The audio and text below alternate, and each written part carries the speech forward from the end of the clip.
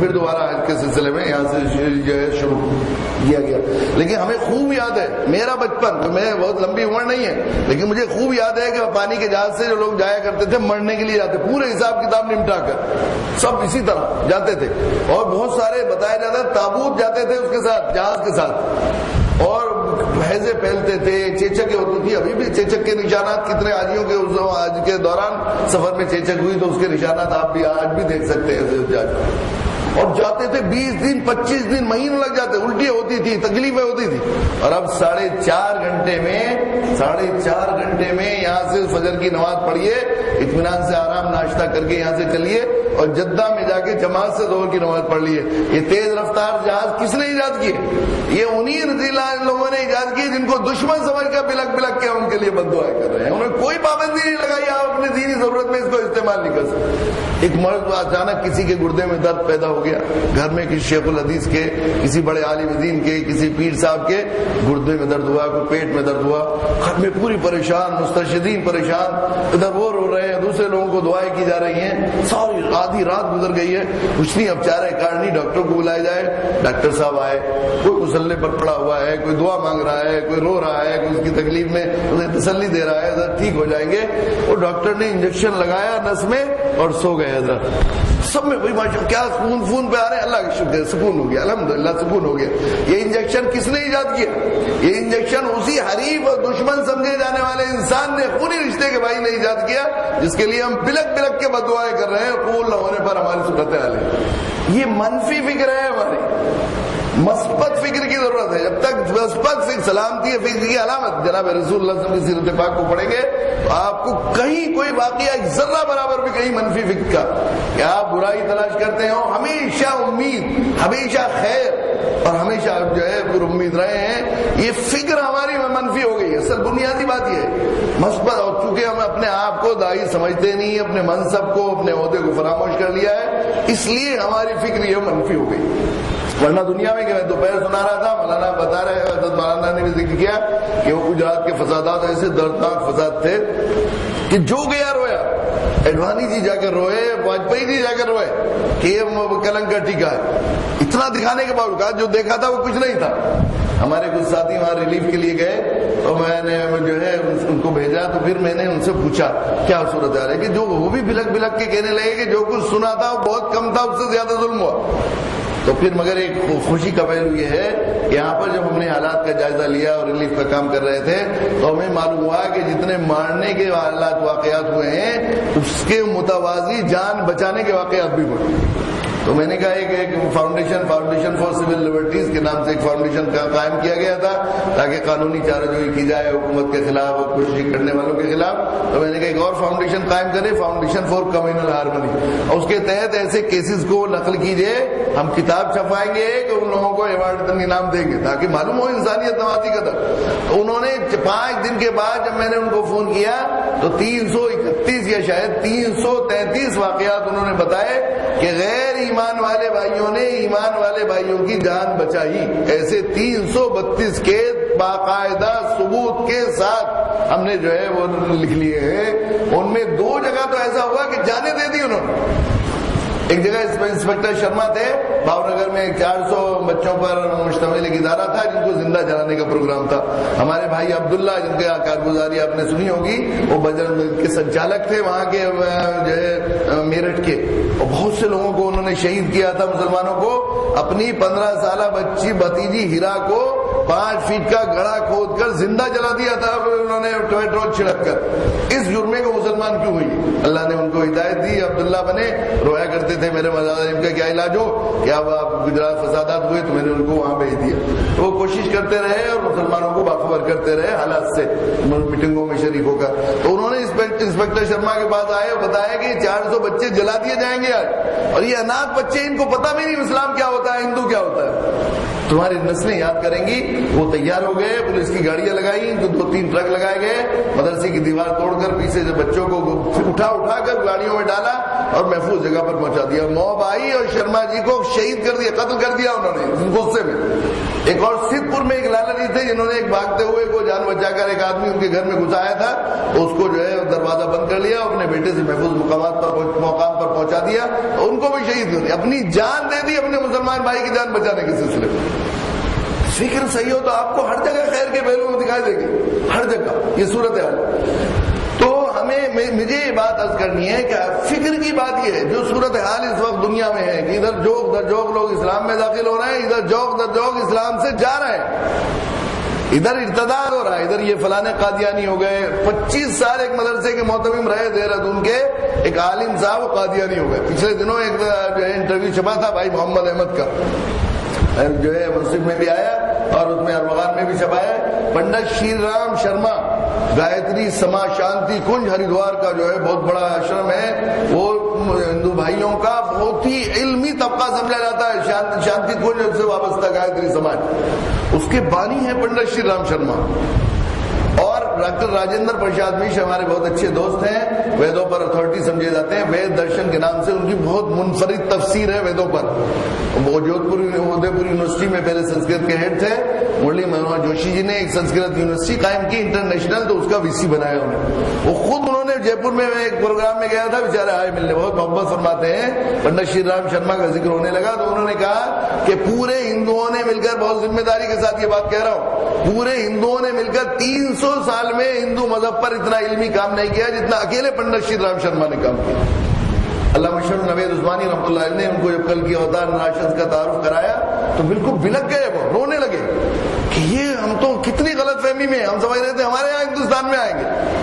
اور کہا کتنے پنڈت جو ہیں گفاؤں میں مر گئے, انہوں نے اسلام قبول کیا. یہ تو الگ بات ہے کہ سمادھی کے نام پر ان کو قید کیا گیا, بعد میں زہر دے دیا گیا تھا, لیکن ان کے حقیقی بھتیجے ریولی میں پسونی پت کے قریب گروکل جو ان کا تحقیقی ریسرچ سینٹر ہوتا ہے آریہ سماجیوں کا, اس میں ریسرچ اسکالرز کو پڑھاتے تھے, ڈاکٹر تھے وہ پڑھاتے تھے. اور وہیں پر ایک شخص, 2 شخص, ایک بہار کے رہنے والے اور ایک محمد طیب قاسمی قاری دارالعلوم دیوبند سے قرات کا 2 سالہ کورس کرنے والے حافظ مرتد ہو کر رہ گئے تھے, شیو پرساد بن کر رہ رہے تھے وہاں. ہمارے ایک ساتھی کو معلوم ہوا, مجھے بتایا, مولانا شمس الدین صاحب ہمارے 2 نوجوان دوست, انہیں بڑی فکر مندی ہوئی. میں نے کہا جا کے ان کو بات تو کیجئے, سمجھائیے کیا حالات ہوئے. وہ 1-2 دفعہ گئے تو ان صاحب سے بات, انہوں نے پوچھا کہ یہ کیوں آئے ہیں, تو انہوں نے کہا شیو پرساد نے جو مرتد ہو گیا تھا کہ مجھے پھر واپس مسلمان بنانا چاہتے ہیں, اور یہ مولوی ہیں, ان پر کام کیجئے, اگر یہ ہندو ہو جائیں گے تو اچھے جو ہے ہمارے سنچالک بنیں گے, ان پر کوشش کیجئے. چنانچہ انہوں نے ان پر جو ہے انہیں بلایا, ان سے بات کی, انہوں نے میرا نام لیا کہ وہ ہمارے گرو ہیں, وہ بہت انصاف پسند آدمی ہیں, آپ ان سے ملاقات کریں, اگر وہ ہندو ہو جائیں گے تو ہم سبھی ہندو ہو جائیں گے ساتھ میں. مقصد ملاقات تھا. ایک جگہ ہائی وے نمبر 1 پر پنجاب کو روڈ جاتا ہے, رسوئی ایک گاؤں ہے, وہاں پر یہ طے ہو گئی ملاقات. اتفاق سے مجھے پہنچنے میں دیر ہو گئی اور انہیں بھی پہنچنے میں دیر ہو گئی, انہیں بھی کہیں جانا تھا, مجھے بھی کہیں, کچھ زیادہ بات نہیں ہوئی, اور مجھ سے جناب رسول کی معاشرتی زندگی پر منفی باتیں بتانے لگے, جو شیو پرساد نے بتائے تھے. بہت گھناونے جملے کہتا تھا جناب رسول اللہ کی ذات عالی کے لیے, وہ شیو پرساد جو مرتد ہوا تھا. تو وہ جو اس نے بتایا تھا, میں نے کہا اصل میں پنڈت جی ایک بات ہے, مجھے بھی جانا ہے, آپ کو بھی جانا ہے, آپ سے اطمینان سے بیٹھ کر بات کروں گا. میں ایک چھوٹی سی پستک آپ کو دیتا ہوں, کیس راما راؤ کی اسلام کے پیغمبر کتاب ہے. کتنا دردناک المیہ ہے یہ, بالکل میں بہت انصاف کے ساتھ بات کہہ رہا ہوں, اور مجھے اپنے آپ سے بھی شکایت ہے اور پوری ملت اور اہل علم سے شکایت ہے کہ سیرت کی کوئی کتاب 100% مطمئن ہو کر کسی غیر مسلم کو دے دی جائے, ایسی کتاب پورے اسلامی کتب خانے موجود نہیں. ہزاروں کتابیں ہندوستان میں اردو میں لکھی گئی ہوں, صرف وہ کیس راما راؤ کی اسلام کے پیغمبر کتاب ایسی ہے, اس کو دیکھ کر ذرا دل مطمئن ہو جاتا ہے کہ اس کو اس کے مطلب کی کوئی بات, اس کے شاہ نشان کوئی چیز دے دی گئی. تو وہ راما کشن راؤ کی کتاب ہے اسلام کے پیغمبر. میں نے کہا یہ کتاب ہے, اس کو میں دے رہا ہوں, اس کو کم سے کم 1 مرتبہ پڑھیں, اور میری ریکویسٹ یہ ہے کہ 2-3 مرتبہ پڑھ سکیں تو اچھا ہے, لیکن اس کو اس نیت سے مت پڑھیے اسلام کے پیغمبر ہے. آپ ایک دفعہ اس کو یہ سوچ کر پڑھیے کہ میرے پیغمبر ہیں. حضرت محمد صلی اللہ علیہ وسلم نے فرمایا کہ کوئی بارے میں قرآن نے یہ بات کہی کہ وہ پوری انسانیت کے پیغمبر ہیں, آپ بھی انسان. وہ چلے گئے, اس کتاب کو پڑھا تو خود کہتے ہیں پنڈت جی کہ میرے دل میں یہ خیال آیا کہ اس کتاب کا صحیح نام نہیں ہے, اگر مصنف مل مل جائیں گے تو میں ان سے کہوں گا کہ ان کے بارے میں، اس کتاب کے بارے میں میرا نام لکھ کر لکھیں. مجھے اس وقت نام یاد نہیں آ رہا ہے کہ اس کے، یہ تو میرے پیغمبر ہیں، اسلام کے پیغمبر نہیں. میرے دل میں حضور اقدس صلی اللہ علیہ وسلم کی والہانہ محبت. اچانک مجھے خیال ہوا گایتری سماج کے بانی کا تو بھتیجا ہے اور اتنے بڑے ہندو طبقے سے تعلق ہے، ریولی میں تو جو ہے ریسرچ اسکالر کو پڑھاتا ہے، تو اسلام کے جادو میں حضرت محمد صلی اللہ علیہ وسلم کے جادو تیرے اوپر چڑھ جائے گا تو کیا ہوگا ہندو دھرم کا. تو میں نے اپنے آپ کو نفرت، ایک دم اپنے آپ میں جو ہے جذبہ پیدا کیا اور غصے میں نے اوپر کتاب پھینک دی، غصے میں کر کے اپنے آپ کو بدلنے کے لیے کہ میرے اندر سے یہ جذبہ ختم ہو. پھر میں ان کے پاس گیا شیو پرساد کے کہ کچھ کتاب ایسی ہو حضرت محمد صلی اللہ علیہ وسلم کو تنقید کے لیے کسی نے لکھی ہو تو بتائیے کہ ہندوؤں کی کیا ضرورت ہے. کچھ انصاف پسند مسلمان ہیں انہوں نے لکھی ہے، اور سلمان رشدی اور تسلیمہ نسرین کا ذکر کیا کہ ان کی کئی کتابیں ہیں کہ کیا کتابیں مجھے لا سکتے ہو. میں نے اپنے اندر سے اس جذبے کو جو محبت کا پیدا ہو گیا تھا اس کو ختم کرنے کے لیے کتابیں منگائی. وہ دہلی گیا اسی دن کتابیں لے آیا، ایسا ظالم تھا. کتابیں پڑھی تو میرے دل میں رات تک پڑھتا رہا میں، اور آدھی رات میں جب چاروں کتابیں میں نے ختم کی تو میں اس نتیجے پر پہنچا کہ ان پر مالک کی مار ہے کہ اپنے ایک محسن کے خلاف انہوں نے قلم اٹھایا، اس میں کوئی سچائی نہیں. سلمان رشدی تسلیم نسرین کی کتاب پڑھ کے یہ خیال ہوا. اب پریشان تھے، یہ سو گئے. سوئے تو پنڈت شری رام شرما کو خواب میں دیکھا کہ بیٹا تو کس بھول میں ہے، یہ حضرت محمد صلی اللہ علیہ وسلم وہی ہیں جو نراشنز اور کلگی ہوتا ہے جن کا ویدوں میں ذکر کیا گیا ہے، ان کا کلمے پڑھے بغیر نجات نہیں ہے. جا کھلت جا اور جا کے مسلمان ہو. کہ میں آنکھ کھل گئی. کھلت مجھے معلوم نہیں تھا کہاں ہے کھلت ہے، تو میں سونی پت گیا اور جہاں قریب میں تھا مجھے معلوم تھا ہمارا مدرسہ ہے، وہاں ایک ماسٹر صاحب نے پتہ بتایا. پھر مجھے اچھی طبیعت نے اس روز میں جا نہیں سکا تو مجھے خیال ہوا کہ میں نے کتاب غلط پھینک دی ہے اوپر. محبت سے آئی اور میں اوپر چڑھا تو بارش ہوئی تھی تو کتاب بھیگ گئی تھی. وہ اس کو اٹھایا اور پھر کاغذ جلائے میں نے کچھ اور اس کتاب کو سکھایا. پھر میں نے پڑھی تو پڑھتے پڑھتے رویا. میں بلک بلک کے روتا رہا کہ تو نے اس کتاب کو کیسی بے ادبی کی کہ اوپر پھینک دیا.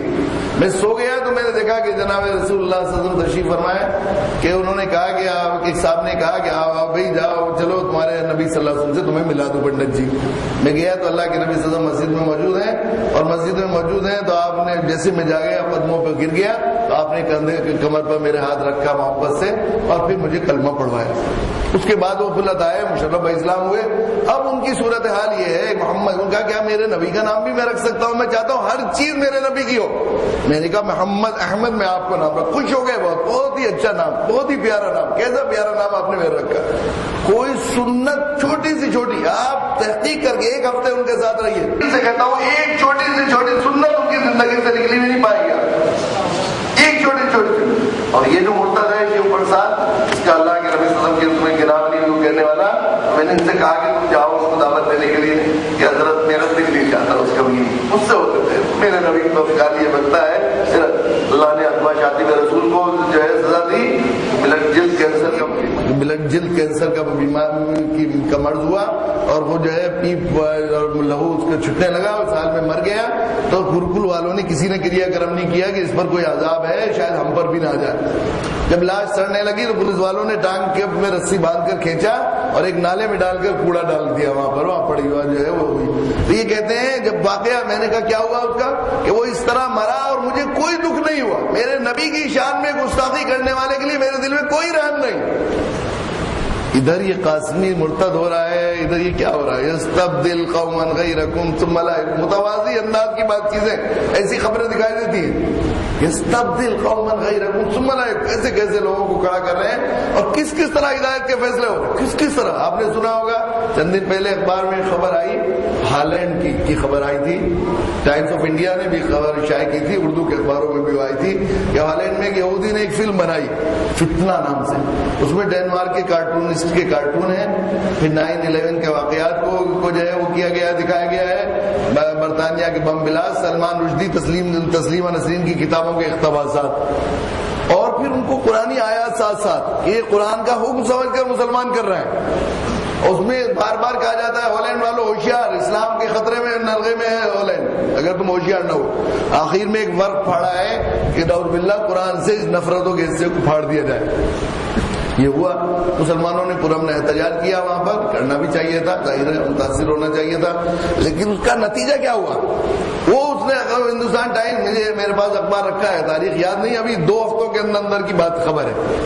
تو وہاں یہ ہوا کہ ایک عیسائی تنظیم نے وہاں کی سپریم کورٹ میں ایک ریٹ دائر کی کہ اس شخص کو جس نے یہ مووی بنائی 18 منٹ کی مووی تھی جو ایک دفعہ ٹی وی پر دکھائی گئی تھی کہ اس کو پھانسی دی جائے کہ اس نے ہالینڈ کو آگ میں دھکیل دیا، یہ ملک کو برباد کرنا چاہتا ہے۔ 20 سال میں ہالینڈ میں پھانسی کا قانون نہیں ہے، 20 سال میں پہلی درخواست 20 سال کے بعد یہ منظور کی ہے سپریم کورٹ نے کہ وہ ایڈمٹ کر لیے کہ آج اس پر غور کیا جا سکتا ہے۔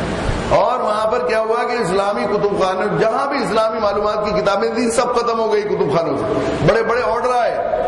ٹیلی گراف جو وہاں کا بڑا اخبار ہے اس نے ایک اعلان کیا کہ اسلام کے بارے میں بہت سی غلط فہمیاں پائی جاتی ہیں، قرآن و اسلام کے بارے میں جن کو کوئی سوالات ہوں ہمیں بھیجیں۔ ہم نے ایک اسلامک ریسرچ سینٹر سے رابطہ کیا ہے اور وہ سوالات جوابات کا ایک کالم فرسٹ پیج پر ہم شروع کر رہے ہیں، اسلامی معلومات کا کالم شروع کیا وہاں پر۔ ٹیلی گراف نے مسلمانوں کی تعریف کے لیے ان کی تسلی کے لیے ان سے معذرت کے لیے وہاں اپنے اخبار کے آفس میں ایک شام منائی۔ اس شام میں مسلمانوں سے وہاں کھڑے ہو کر مقررین نے معذرت کی کہ آپ کے جذبات کو ٹھیس پہنچی ہے اور ہم بہت تکلیف ہے، ہم بھی برابر کے آپ کے ساتھ شریک ہیں۔ اور اس پروگرام میں فنکشن میں 6 لوگ مشرف اسلام ہوئے کہ اس فلم کو دیکھ کر اسلام کی کو پڑھنے کا ہمارے اندر جذبہ پیدا ہوا اور اسلام کو قرآن کو پڑھنے کے بعد ہمیں ہدایت کی طرف رہنمائی ہوئی۔ اور 3 لوگ اور انہوں نے اعلان کیا کہ ہم کل مسلمان ہوئے، ہم بھی فلم دیکھ کر مسلمان ہوئے، فلم دیکھ سے متاثر ہو گئے اسلام کی طرف دوڑے۔ انگلینڈ میں ابھی پچھلے 3-4 مہینے پہلے قانون شاید اپریل میں یا مارچ میں قانون لاگو ہوا ہے لندن انگلینڈ میں، اچھی غریب قانون ہے جو ہے وہ قانون یہ ہے کہ قرآن و حدیث کا ایک سلیبس، کچھ قرآن حدیث اور کچھ قرآن مجید کی آیات کچھ حدیث پاک، ایک سلیبس متعین کیا ہے اور قانون پاس کیا گیا ہے کہ ہر فوجی اور ہر سپاہی کو وہ جو ہے اتنا قرآن اور اتنی حدیث پڑھنا لازمی ہوگا۔ پس منظر یہ ہے کہ لا اینڈ آرڈر ایک بڑی پریشانی ہے اور اس کے لیے ٹیررزم بڑا مسئلہ ہے، اور عام طور پر ہم تاثر یہ ہے کہ مسلمانی ٹیررسٹ ہوتے ہیں تو لوگوں کو بتایا جائے کہ اسلام ٹیررزم نہیں سکھاتا، دہشت گردی نہیں سکھاتا، اسلام امن اور سلامتی کا مذہب، وہ یا پازیٹیو اور مثبت انداز کا سلیبس تیار کیا گیا ہے تاکہ اسلام کی صحیح امیج ہو۔ کسی اسلامی ملک کے قانون میں یہ بات نہیں کہ وہاں کے پولیس والوں کو اور وہاں کی وہ جو ہے فوج والوں کو پڑھنا لازمی۔ یہ انگلینڈ برطانیہ کے لوگ، دنیا کا دماغ ہے، امریکہ بلا شبہ طاقت ہے لیکن دماغ ابھی بھی برطانیہ کے چلتا ہے، وہاں برطانیہ کے لوگوں سے بھی چلاتے ہیں۔ وہاں پر یہ اسلام کی تعلیم کو کمپلسری وہاں کی جو ہے جو قوت نافذہ ہے پولیس اور ملٹری اس کو پڑھنا، اس کا پڑھنا لازمی قرار دینا، یہ کس بات کی علامت؟ ہم نہیں پہنچائیں گے، اللہ انتظام کر رہے ہیں۔ آپ دیکھیں گے اگر وہ قانون نافذ ہو گیا ہوگا تو اب تک بہت سے واقعات ہو چکے ہوں گے، میں انشاءاللہ تحقیق کروں گا، ضرور آپ بھی دیکھیں گے کہ کتنے لوگ، اگر وہ نافذ ہو گیا ہوگا قانون تو اب تک بہت سے لوگ مسلمان ہو گئے ہوں گے، لیکن جب چھوڑنا شروع کریں گے آپ دیکھیں کتنے لوگ مسلمان ہو جائیں گے۔ ایک بہت مشہور دائی ہیں ڈاکٹر جارج یوسف نریرے، آپ حضرات میں سے بہت سے لوگ جو دنیا کے حالات سے واقف ہیں انہوں نے نام سنا ہوگا، وہ برطانیہ کی ایک بہت بڑی چرچ کے پادری رہے ہیں۔